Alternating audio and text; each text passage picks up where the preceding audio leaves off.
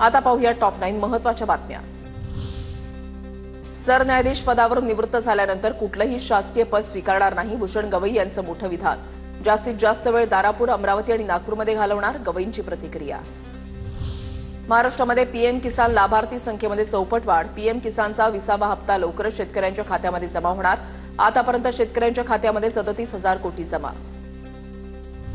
केंद्र सरकारच्या अटल पेन्शन योजनेमधील सदस्य संख्या 8 कोटींच्याही पुढे, पीएफआरडीए कडून जाहीर।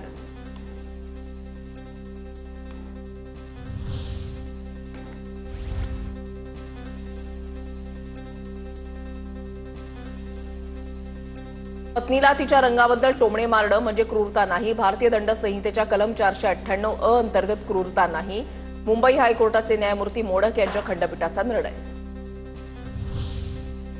इंटेल 25,000 कर्मचाऱ्यांना काढणार असल्याची माहिती, कंपनीचा आकार गरजेपेक्षा मोठा झाल्यानं कपात, इंटेल कंपनीला मोठ्या आर्थिक संकटाचा सामना करावा लागतोय।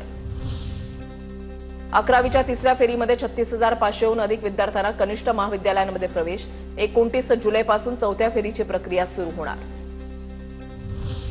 2028 मध्ये होणाऱ्या संयुक्त राष्ट्रांच्या हवामान परिषदेसाठी भारताकडून यजमान पदाची तयारी सुरू, पर्यावरण मंत्रालयाकडून COP33 सेलची स्थापना, भारत या परिषदेचा यजमान असावा असा प्रस्ताव मोदींनी मांडला होता। अल्ट उल्लूसह 25 OTTंवर बंदी, केंद्र सरकारचे आदेश, वेब मालिकांमध्ये विभत्स आणि अश्लील दृश्य असल्यामुळे कारवाई।